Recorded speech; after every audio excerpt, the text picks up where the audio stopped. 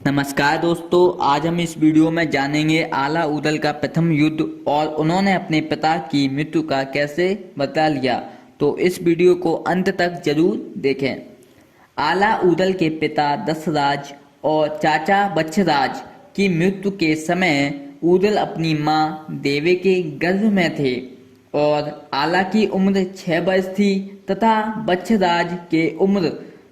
बच्छराज के पुत्र मलखान की उम्र 4 वर्ष थी। जब उदल का जन्म हुआ तो देवे ने उदल को अशुभ मानकर त्याग कर दिया था। जब यह खबर महोवे की महारानी मलहना को मिली तो वे देवे के पास आती हैं और नवजोत उदल को अपने साथ ले जाती हैं। फिर मलहना और राजा परमाल इस बालक के नामकरण को अपने कुल पुरोहित चिंतामणि ब्राह्मण को बुलाते हैं। चिंतामणि ब्राह्मण बालक का नाम उदय सिंह रखते हैं तथा उसका ग्रह देखकर बताते हैं कि यह बालक बावनगढ़ पर विजय हासिल करेगा और 3 बार दिल्ली विजय करेगा। इसकी वीरता और बहादुरी प्रसिद्ध होगी। यह बात सुनकर राजा परमाल व रानी मलहना बहुत खुश होती हैं तथा उदल का पालन पोषण करती हैं। जब ये बालक आला उदल मलखान बड़े होते हैं तो राजा परमाल व रानी मलहना इनको प्रसिद्ध घोड़े देती हैं। आला को घोड़ा पपैया, उदल को घोड़ा बैंदुल और मलखान को घोड़ी कबूतरी तथा अपने पुत्र ब्रह्मा को घोड़ा हरनागर देते हैं। महोवे की रानी मलहना के भाई उरई के राजा माहिल परिहार थे। एक बार उदल उरई जाते हैं जहां राजा माहिल परिहार के पुत्र अभय सिंह से उदल का झगड़ा हो जाता है। इसमें उदल अभय सिंह की बाह तोड़ देते हैं। जब यह समाचार राजा माहिल को मिलता है तो वह उदल के पास आते हैं और उदल को बहुत खरी खोटी सुनाते हैं। माहिल कहते हैं, यहाँ बहादुरी दिखाते हो, इतने ही बहादुर हो तो अपने बाप का बदला क्यों नहीं ले लेते। इस पर उदल कहते हैं, मामा क्या बात है, पूरी बात बताओ, क्या हुआ था मेरे पिता के साथ। इस पर माहिल बताते हैं, तुम्हारे पिता तथा चाचा को माडो के राजा जम्बे व उसके पुत्र कदिया ने मारा था। इस पर उदल कहते हैं, मामा 1 महीने के अंदर हम उस राजा को जम्बे को हराकर उसका राज्य खत्म कर देंगे। फिर उदल अपनी मां देवे के पास जाते हैं और अपने पिता के बारे में पूछते हैं। कम उम्र की वजह से देवे उदल को अपने पति और देवर बच्छराज के बारे में कुछ नहीं बताती हैं। जब उदल ज़्यादा जोर डालते हैं तो देवे बताती हैं कि तुम्हारे पिता दशराज व चाचा बच्छराज बहुत ही वीर राजपूत थे। उनसे कोई युद्ध में जीत नहीं पाता था। दिल्ली के चौहान भी उनसे जलते थे। माडो के राजा जम्बे को युद्ध में उन्होंने हराया था। जब जम्बे युद्ध में जीत नहीं सका तो उसने महोवे की सेना पर अपने जासूस मिला दिए और एक रात राजा जम्बे और उसका पुत्र करिया सैनिकों सहित हमला कर देते हैं और सोते समय तुम्हारे पिता और चाचा को बंदी बना लेते हैं और फिर उनकी हत्या कर देते हैं और उनके शरीर को माडो ले जाते हैं। बताते हैं वहां उनके शरीर को करिया कोहलून में पिसा देता है तथा उनके सिर बरगद पर लटका देता है। इतना सुनकर उदल क्रोध से भर जाता है और माडो पर हमला करने को कहते हैं। उस पर देवे कहती हैं, तुम्हारी उम्र 12 वर्ष है, बड़े हो जाओ फिर माडो पर आक्रमण करना। माडो का करिया बहुत शक्तिशाली है परंतु उदल मां देवे की बात नहीं मानते हैं। फिर राजा परमाल के पास जाते हैं। उदल राजा परमाल के पास जाकर सारी बात बताते हैं और माडो पर हमला करने को कहते हैं। उस पर राजा परमाल भी वही बात कहते हैं कि तुम अभी बालक हो और करिया शक्तिशाली तथा बलदानी हैं, उसे हराना आसान नहीं है।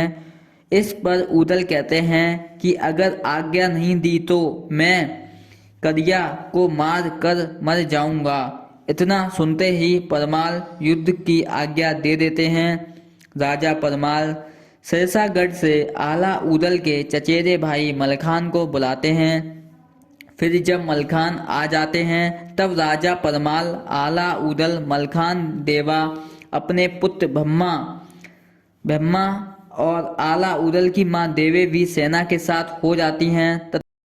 ये सभी बनाफर जिसमें आला, मलखान, घाटू, देवा तथा चंदेल राजा परमाल के पुत्र ब्रह्मा, राजा परमाल के बनारस के जागीरदार ताला सैयद सेना तैयार कर युद्ध को तैयार होते हैं। युद्ध पर जाने से पहले ये सभी अपने गुरु अमर गुरु के पास जाते हैं और विजय का आशीर्वाद लेते हैं।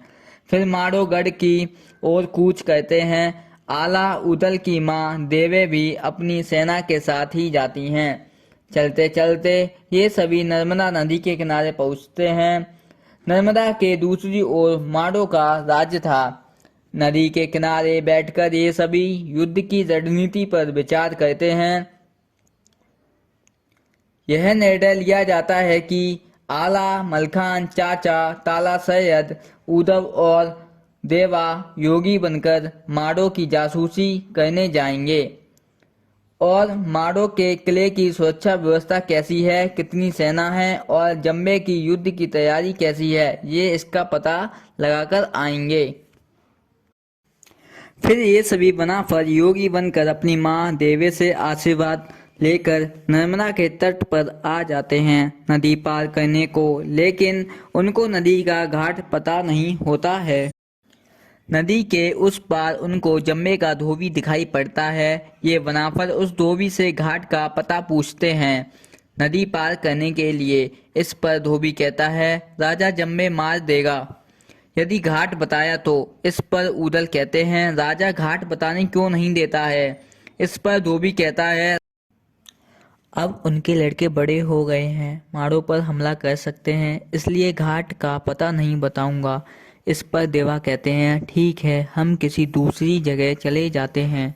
हमने इस ओर यज्ञ किया है, हमारी उस धूनी में बहुत सा धन है, तुम उसे ले जाओ, तुम्हें किसी राजा की नौकरी नहीं करनी पड़ेगी। इस पर धोबी नदी पार करने लगता है। तभी देवा राख में सोने के सिक्के दबा देते हैं। धोबी नदी पार कर आता है और पूछता है कहाँ है धन। इस पर देवा यजकुंड की ओर इशारा कर देते हैं। फिर धोबी राख से गड़ा धन निकालने लगता है। इस पर धोबी धन देखकर योगियों से बहुत प्रभावित होता है और माड़ो चलने को कहता है। फिर सभी धोबी के साथ नदी पार करने लगते हैं और माड़ो पहुंच जाते हैं। तभी वे उस बरगद के पेड़ के नीचे से निकलते हैं जिस पर जम्बे ने दशराज और बछराज को खोपड़ी लटका दी थी। तब बनाफर पूछते हैं ये किसके सिर हैं। तब धोबी कहता है ये महुए के दशराज व बछराज के सिर हैं। इतना सुनते ही सभी बनाफरों का मन दुख व क्रोध से भर जाता है। जब धोबी कुछ आगे बढ़ जाता है तब ये बनाफर उन खोपड़ियों के सामने कसम खाते हैं कि हमारे पिता जिस राजा जम्बे ने आपका ये हाल किया है उसका भी हम यही हाल करेंगे, उसका वंश मैट देंगे, उसके किले को तोड़कर तालाब बनवा देंगे। फिर धोबी उन सबको लेकर राजा जम्बे के दरबार पहुंचता है। राजा जम्बे कहते हैं उदल के हाथ में सोने का कड़ा देखकर कहते हैं तुम योगी हो, तुम्हारे पास सोने का ये कड़ा कहाँ से आया। इस पर उदल कहते हैं यहाँ आने से पहले हम महुए गए थे, महुए की रानी मलहना ने हमें ये सोने का कड़ा दिया है। इस पर राजा जम्बे कहते हैं महुए का हाल बताओ। इस पर उदल कहते हैं राजा परमाल अपनी सेना में सैनिकों को भर्ती कर रहे हैं, लगता है किसी राज्य पर चढ़ाई करने वाले हैं। इस पर राजा जम्बे घबरा जाता है और उदल से कहते हैं राजा डरो मत, हम गुरु गोरखनाथ के शिष्य हैं, अगर कोई राजा तुम्हारे राज्य पर हमला करता है तो हम तुम्हें जीत दिला देंगे। इस पर राजा जम्बे खुश हो जाता है और उन योगियों को भोजन कराने सबास ले जाता है। जब ये योगी भोजन कर रहे होते हैं तभी राजा जम्बे की पुत्री बिजमा आती है और योगी बने ऊदल को पहचान लेती है, क्योंकि बिजमा और ऊदल पहले ही एक दूसरे से मिल चुके थे। बिजमा और ऊदल की पहली मुलाकात उदय के राजा माहिल के पुत्र अभय सिंह के विवाह के समय हुई थी। जब बनाफर बाराती बनकर अभय सिंह के विवाह समारोह में शामिल हुए थे तब बिजमा अपनी माँ से कहती है, ये छोटे वाला योगी बहुत जानकार लगता है, मैं इससे कुछ पूछना चाहती हूँ। इस पर बिजमा योगी बने ऊदल को अपने साथ ले जाती हैं और फिर जाकर ऊदल से पूछती हैं, ऊदल योगी क्यों बन गए हो, क्या बात है। इस पर ऊदल कहते हैं, मैं ऊदल नहीं हूँ। लेकिन बिजमा कहती हैं, अगर तुम ऊदल नहीं हो तो ये माथे पर निशान कैसे है जो मेरे कंगन से अभय की शादी में बना था। लेकिन ऊदल फिर भी खुद को ऊदल मानने से इनकार कर देते हैं। उस पर बिजमा कहती हैं, ऊदल जब से हमारी मुलाकात हुई है तब से मैं तुम्हें अपना पति मान चुकी हूँ, मैं तुमसे ही विवाह करूँगी। अगर तुमसे विवाह नहीं हुआ तो मैं मर जाऊंगी। फिर ऊदल को भरोसा हो जाता है बिजमा सच बोल रही है। तब ऊदल बताते हैं वो ऊदल ही है। बिजमा पूछती हैं, योगी बनकर क्यों आए हो।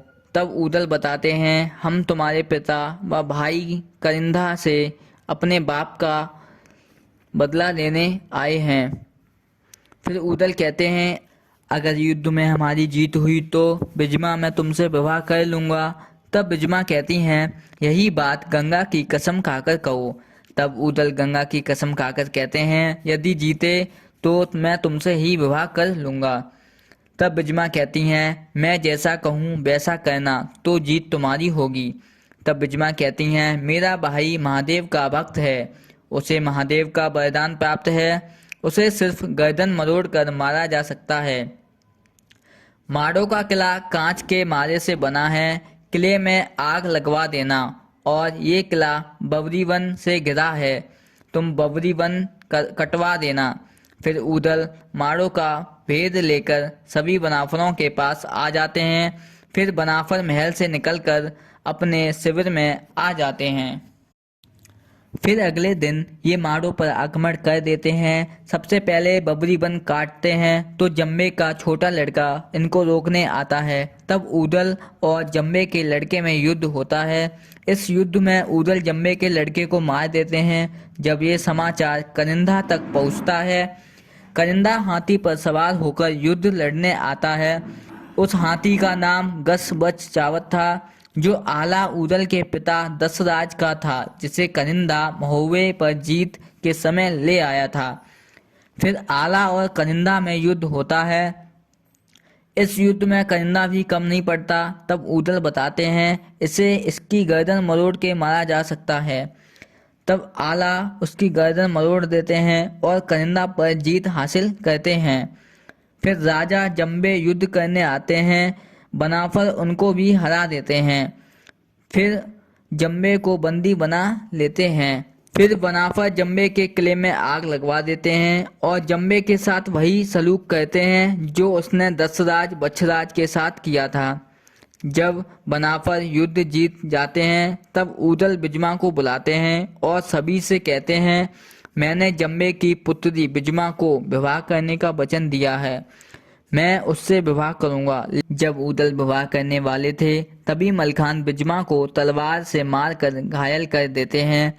तब बिजमा मलखान को श्राप देती हैं, जिस तरह मैं अकेली रह गई तब तुमने मुझे मारा, तुम्हारी मृत्यु के समय भी तुम जब अकेले होगे तो तुम्हारी सहायता को कोई नहीं होगा।